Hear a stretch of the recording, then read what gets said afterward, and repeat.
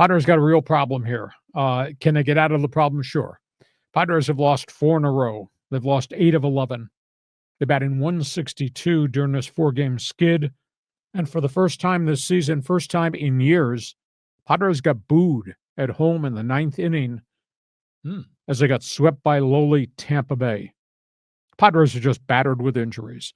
They're going to get most of these guys back healthy. It might start as early as tomorrow if Luis Arraez clears concussion protocol.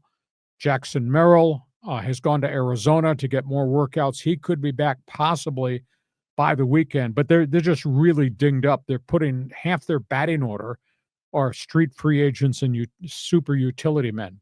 But some of the stars are they're not getting good pitches to look at.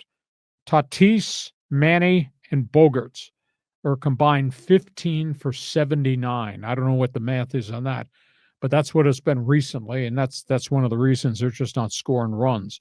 The Padres have scored 5 runs in their last 40 innings.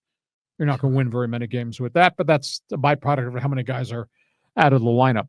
They do have another problem, though, and this has to do with where they are with the starting pitching. They're not getting quality starts. Not so much from Michael King, getting no quality starts from Dylan Cease. The only quality starts that they're getting are from Nick Pivetta, who's going to face Logan Webb Tuesday night when the Giants roll into town. So they've got a myriad of problems, and what complicates it is they don't have any way to go get players. There's nobody at AAA El Paso to bring up. There's nobody in the farm system at AA that's ready for Major League Baseball. And because of the budget and the money has all been spent, there's no way to make an acquisition from the outside to get something different. So they're going to have to ride this out. But it's not the end of the season. A lot of baseball to be played. But they are really dinged up. They're going to get some of the injured guys back. But they cannot afford to lose any of the big 3 stars in the everyday lineup. They can't afford to have anything happen injury-wise to the 3 established starting pitchers because the bullpen is burned out. They've had to go to the bullpen so much, it's unbelievable.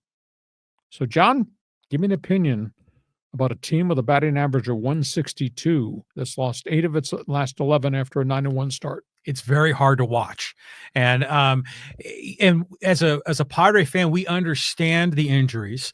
I mean, good on Schilt for not making the injuries an excuse. He kind of took the blame. I think that was good leadership. But it's just shocking, the way this whole thing has slid off a cliff. I mean, we were at, sky high there for the first 2 weeks of the season. But the fans are relentless in their anger towards Yuli Gurriel and Xander Bogaerts. They figure Gurriel is washed up, needs to be let go, and they just can't figure out what happened to Xander Bogaerts. Why isn't he the player that was so good in Boston? Well, he was on a bit of a slippage in Boston, and then the Padres gave him a mega contract. It's almost, this might sound unfair to say this, it's almost like what happened with Albert Pujols. Legendary career with the Cardinals.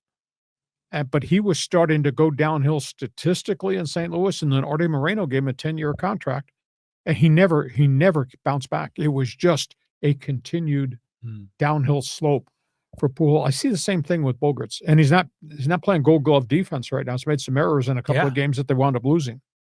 But it's just a mystery, and we're stuck with that contract. Some people on Twitter are saying package him with Ethan Salas to unload him. No. I don't know. I hope he comes back. He'll come around at least.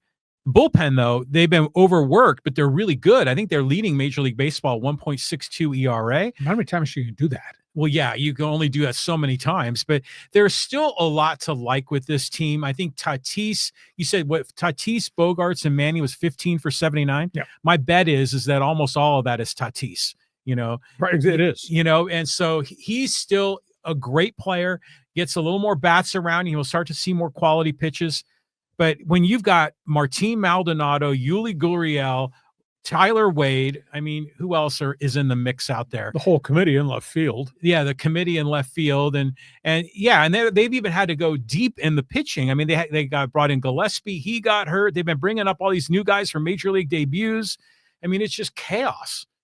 But like you say, once they all come back, I think we'll be okay. Holding my breath on Arraez. I mean, I did not like what I heard when he finally was cleared by doctors to start taking some limited infield and batting practice. And for him to talk extensively that he kept having severe headaches, and he was groggy all the time, and all he wanted to do was sleep, that's not good. Now, he's been cleared to do running. He's going to take full batting practice, we believe, on Tuesday at the stadium. We'll see if he gets cleared by the doctors. But, he's not done any heavy-duty running. He's not slid. He's not diving for ground balls where there's impact on his body. So there's an area here we're going to have to walk through to make sure he doesn't have any setbacks as he actually plays the game, because there are going to be some collisions, or he's going to hit the ground, or he's got to run hard.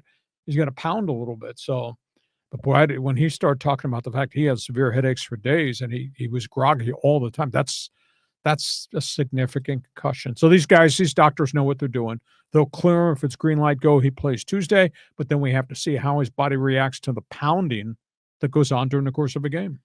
That's what I'm worried about. As Arraez is not a tough guy, right? Mm-hmm. And so he is like the wizard out there with his wand and the way he moves that bat around and the hand-eye coordination. Maybe just make him the DH and don't let him pound in the field yet. Well, sure, but I'm wondering if the damage to his brain is going to affect the hand-eye coordination, because he can't depend on muscle and balls out to the outfield. He's got to be that lightning quick, fast hair trigger synapses in his brain to hit the ball so consistently. And if he's like off center, he's screwed. And here come the Giants, 19-10. How is that possible? Giants have like two guys that are hitting. Yeah. I mean, Adames is hitting 202. Think about that. Mike Yastrzemski is their leading hitter. Think about that. Their team batting average is 229. Think about that. But they do have Logan Webb, and their frontline starters have been pretty damn competitive. They're 19-10. I don't know if they're going to play a 162-game schedule at that pace. They're 19-10. That's pretty impressive. Well, Giants fans who I talk with are really happy, but they've been thinking, okay, we're going to focus on the Warriors right now. There's other things going on, but the way the Giants are playing, they're like grabbing San Francisco fan and saying, hey, look at us. And so, yeah, they've had a nice run here. Let's see if they can keep it up. On we go. We go